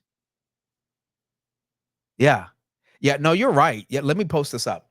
He's right about this. You know, we rant, we complain, but you know what? But you are foolish enough to think these companies are listening. No, you're absolutely right. I'd have more than 16 watchers right now tuning in. So you're 100% right. I assure you they are not. They are data driven, and that's why they make the money. Yeah, you're right. Oh, yeah. Mm-hmm. That's true. Yeah, dude, Michael, let me tell you about Joe. You won't win, okay? Because he has so much experience, and the logic is bar none. Okay, I knew my show today. If he watched it, he would have such a comment. I just had it in my bones, but it is true. I mean, sales literally is what drives it. If how can I say? Look at I'm not gonna say it, but I've been noticing like new ambassadors for these brands, right? And it's heavy on who's cool on TikTok and the Instagrams and whatnot, right? Not whether they're bringing value to their brand's audience, but who's gonna bring eyeballs. So I'm gonna have to concur on what Joe's saying. It's just that simple. Go take a look. Go take a look. It's all the hip, cool, young cats and whatnot. It used to be seasoned photographers, maybe a few of them, but boy, I'm seeing a lot of cool people. Bu- bu- bu- bu- He said, look at this. I love it. I get what you're saying, but metrics are driven by consumers. I don't understand how that's not true. Y- Yes, you are right, but they it's not all just driven by consumers. A lot of their decision making is also like, if that's the case, they would get somebody who actually knows how to properly sell and shoot and does some sort of fantastic work as ambassadors. Not saying that they don't. A lot of them do great, phenomenal work for these camera brand ambassadors, but they heavily look at your social media presence too, which doesn't always directly result in sales. It may impact and like influence, but it's just followers. And a lot of them, like if I have 100K, 150K here and there and that everywhere on all my socials, all of a sudden I might be worthy enough to represent the brand. And it's really not because I haven't been shooting well for the past 10 years. It's because I have that social media presence that they could leverage to advertise and market their brand. So that's the data that they do equate to decision making aside from just sales. And that's just, a fact. I know it just by having this YouTube channel. If I had 90K instead of 9,000K, it'd be a totally different world.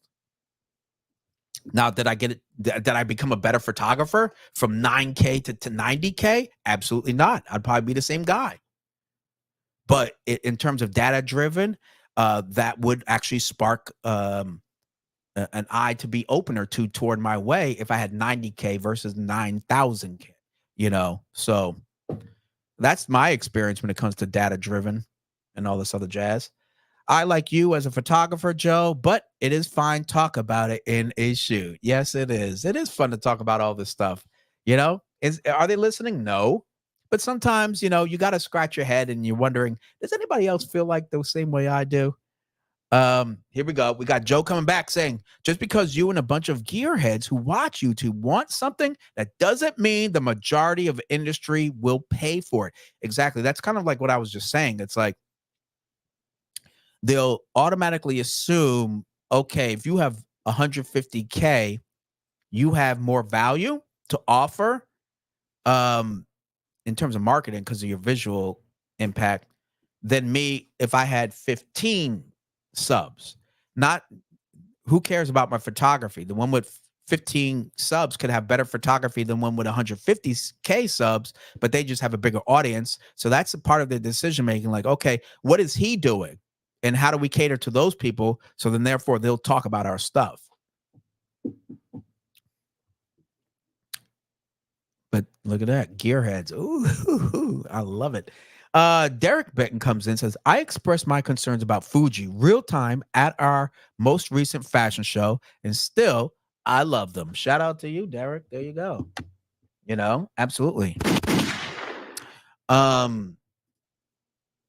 Maybe I'm misrepresenting what I'm saying. You're saying that sales matter. I'm saying consumer drives sales. Oh, I see what you're saying. Okay. Fell comes in. That's so true. But then Joe comes back with the shots. I agree. Consumers drive sales. You're correct. But at my last statement holds. See, there you go. My last statement holds. It's like complaints. Those who complain the loudest are always the minority. Damn. Shout out to you. Data proves it. There you go. Shout out to the complainers. I guess I'm one of them. Well, obviously, that's the topic of today. You're absolutely right. I'm still going to just create my content. I still love the S5 Mark II. I think it's still a phenomenal value for those who are making video. And then when you're ready to jump into a real cinema camera, you got the Komodo X. I have been looking at least, on the right side of my eye over here at the Pixis 6K for my first box camera. Fell comes back.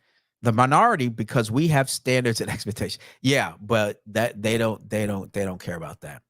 They want to sell to the majority, not the minority. Come on now. They don't spend 2-3 years coming up with something to sell to the minority of people, unless they're Pentax. Ayo. So I'm just saying. Joe Edelman, people complain Canon was keeping up. They came out this year and kicked air. There you go. Okay. Well, whatever. There you go. I love it. Guys, you guys keep me entertained as much as I hope I keep all of you entertained. Okay. So look, here's the deal. The main purpose of me having this live stream is for us to, vent and stuff like that. I wish companies did listen to us a bit more, but they have spreadsheets to listen to. We can't be naive that the spreadsheets don't ring loud and clear for them as to what direction they're going to go in. And social media plays a major role as well. What are they, in terms of what's cool, what's not, what are they using and how they're using it? How are people producing content? If it wasn't for social media, I don't think the Fuji X100V, the Nikon ZF, even the S9, like those cameras probably wouldn't have came out as quickly, right? They wanted something that's cool, that reminds them of photography and makes it dumb simple to use and a stripped down version of the content creation experience. And they're heavily catering to content creators, not really photographers or cinematographers specifically, but more or less who makes content. Social media content is what we're talking about. So they're listening to those numbers just as much as sales, is what I'm thinking. I mean, I could be wrong, and I'm sure Joe would correct me. But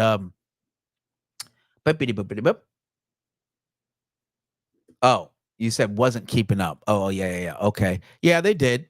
They came hard in the paint. They certainly did. Derek says, maybe when I watch YouTube, I look for value of content, not someone that don't shoot rants on YouTube. Say now I feel like this is a little bit of shots fired because I'm sitting here ranting today. Maybe I don't see what you're seeing, Joe. Inform me, brother. There you go. I hate to tell you, Canon has been ahead of the game for a decade. The gear that came out this last year was put in the works 10 years ago, and they stuck to their plan. That's true. That C80 looks very impressive.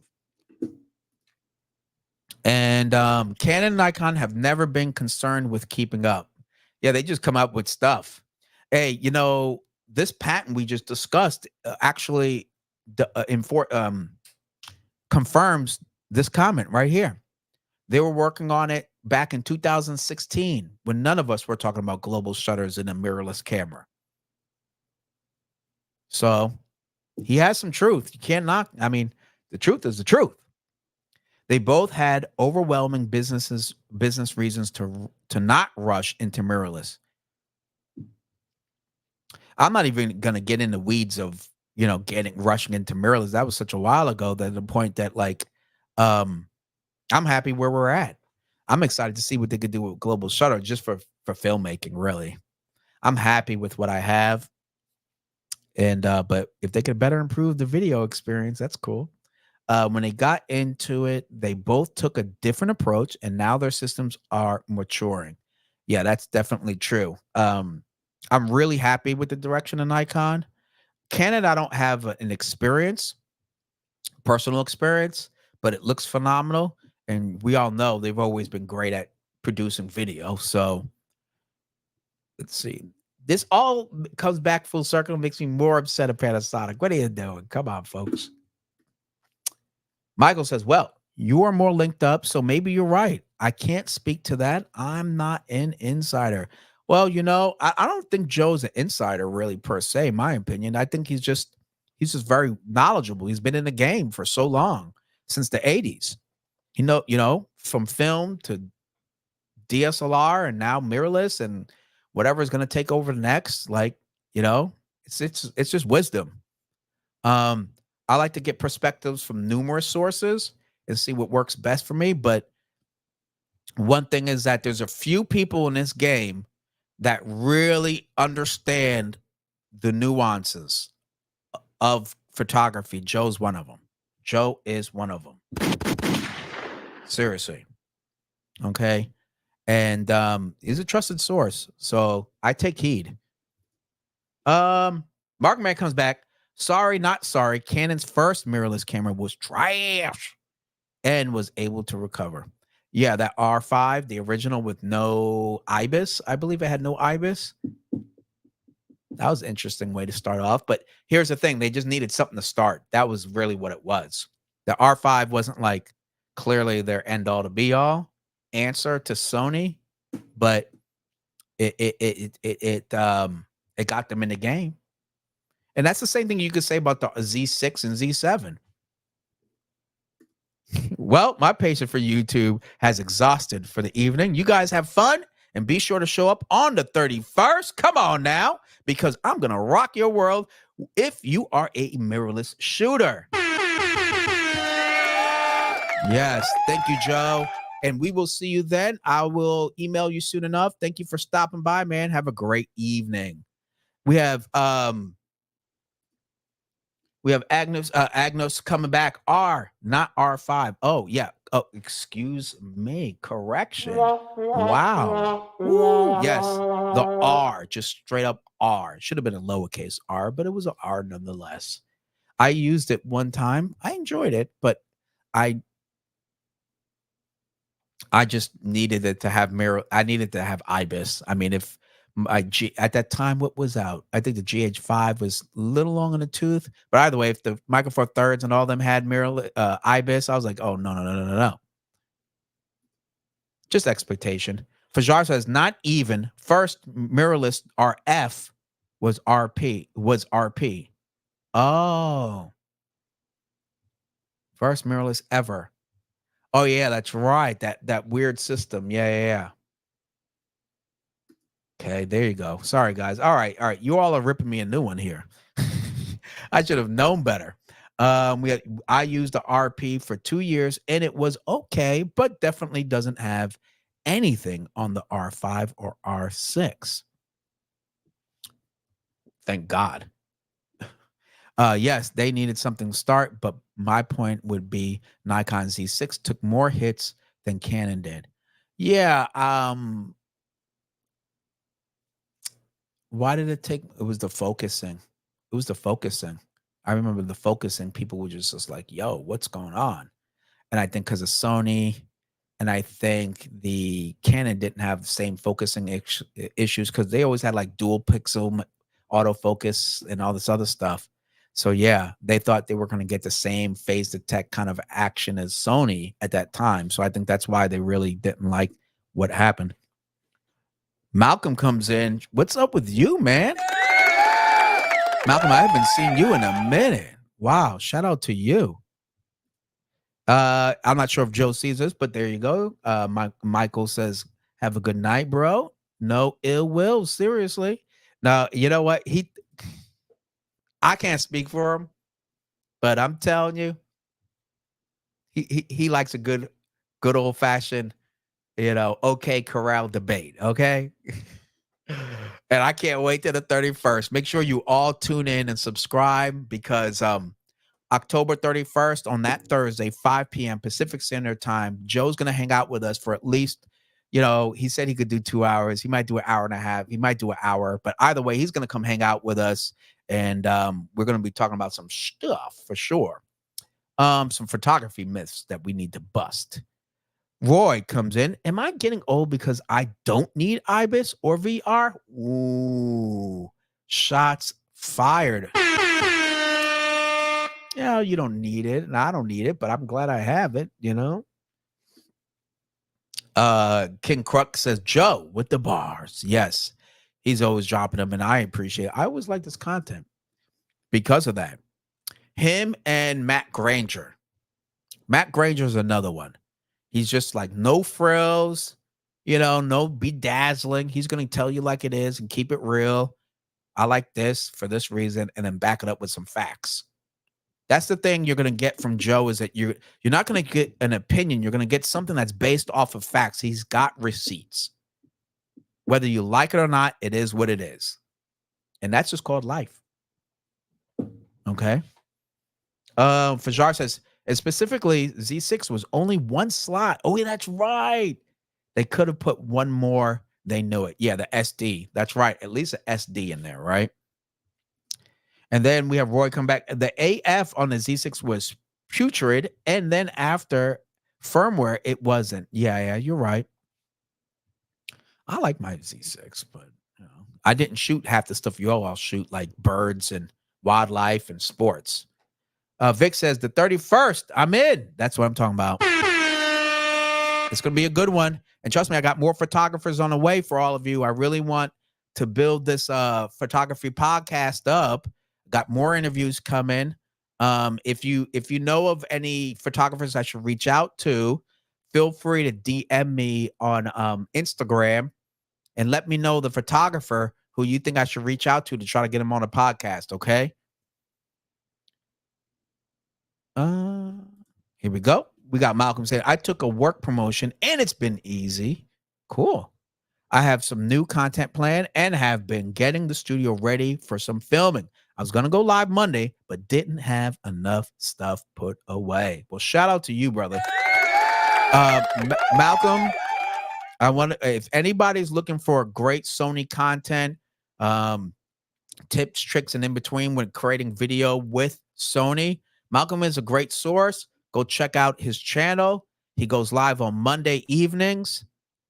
Malcolm Walker, check him out. Michael says, all right, Rob, gonna take off. Have a good night, bro. Glad I happened to come across the channel. No, thank you very much. Shout out to you. Yeah, and have a good night. Oh, yeah. There you go. Take you out with a Macho Man Randy Savage. Okay. Shout out to the original WWE dudes. Yeah, that was good times and WCW and all that jazz. Roy Bigsby says, I feel Dafar with one CFE B slot, then two. Yeah, you're right. I'd rather have a CF Express Type B, tell you the truth. I feel safer. That's what he says. Yeah, no, I understood what you meant. Yeah. Canon's first full frame was one card and SD. That's right. Damn, that's beast mode. How dare they? But now look at them. What happened to Verhagen? Haven't seen anything from him in a while. Oh, shoot. I don't have a clue. I don't have a clue, unfortunately. I would love to. We remember like almost 5 days straight, everybody was having a YouTube live stream like every day. I think his was Tuesdays. Mine was Thursdays. We had Chuck on Wednesday. Man, we were out here killing the game. But it's all good. We're going to hold it down for our people.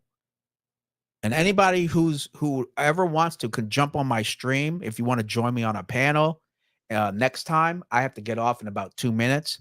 But in future episodes, except when I have a special guest, you can't be jumping on then. But in general, I do welcome and encourage any of you who want to jump on the panel to let me know, and I'll send you a link. Okay. Full frame mirrorless. Oh, okay. Oh, yeah, that's right. Full frame mirrorless with that Canon's full frame. Yeah, okay, I got you. Oh, look at that. He said I could live without IBIS. There you go. Shout out to Roy and for no IBIS gang. Malcolm Walker says, thanks, Robert. You're most welcome, man. You know I'm gonna shout you out. And if anybody else has anything cool going on their YouTube channels that would benefit and bring value to other photographers, let me know. I'll be glad to shout it out and spread the word. Fell says, there was a feud between Vahagen and others, so things haven't been the same, unfortunately. Wow, I didn't know that. I'm really, really sorry to hear it. I want to keep things very PG and, friendly for everybody. I don't want any funk. I want a big community. I would love to see my live stream hit like 50 people to 100 people one day. All in here chatting away would be phenomenal. But so we're going to keep things easy breezy. Okay. That's what we will do. No hating. Agnes comes in. Hell yeah. Good to see you, Robert. Hope to catch another stream again. Thank you, sir. I really, really appreciate it. Thank you. No, thank you for tuning in and keep shooting those parties, man. Okay.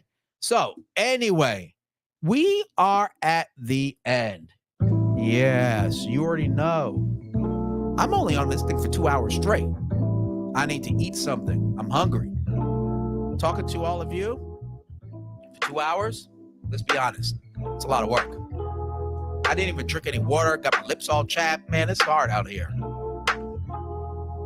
And, all right, hey, no, thank you, Vic. Peace out. Have a good one. See you all. Remember, next week, everybody, we are talking all about wedding photography. So you don't want to miss that. I got Mark Tisdale Jr. and his beautiful wife, Tiffany, in the house. And we're going to talk all about wedding photography. They do wedding and video, but we're going to probably mostly talk about the photography. All right.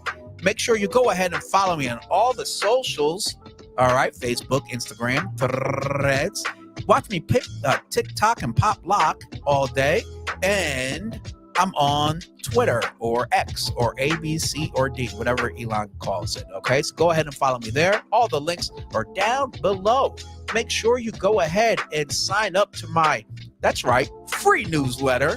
The link is in the description. I'm going to be sending out not only the latest videos I did, topics of and camera news or whatnot, but also photography events. I really want you guys to get out to some events, network, so that you have even more reasons to shoot and bring your camera out. Don't just wait for a client to come and hire you. You know, get out there and schmooze, rub some elbows, kiss some babies, you know. Let's see here. We got a couple last comments. I was doing radio, issued the whole show. Next time, thank you. Oh, okay. Awesome. And then Agnes comes in, take care of yourself, brother. Hey, no, take care of yourself. Good to see you too. All right, everybody. With all that said, as you know, make sure you press that like, that share, subscribe, and hit the bell icon for more content. I'm Robert Silver. And until next time, keep shooting and stay creative. Thank you all for watching. Join me every Thursday on YouTube for another live show of Let's Talk Photography. We cover the latest news, interviews with today's industry leaders, tips, tricks, lighting, cameras, and the business of photography. My weekly live stream is all about crowd participation.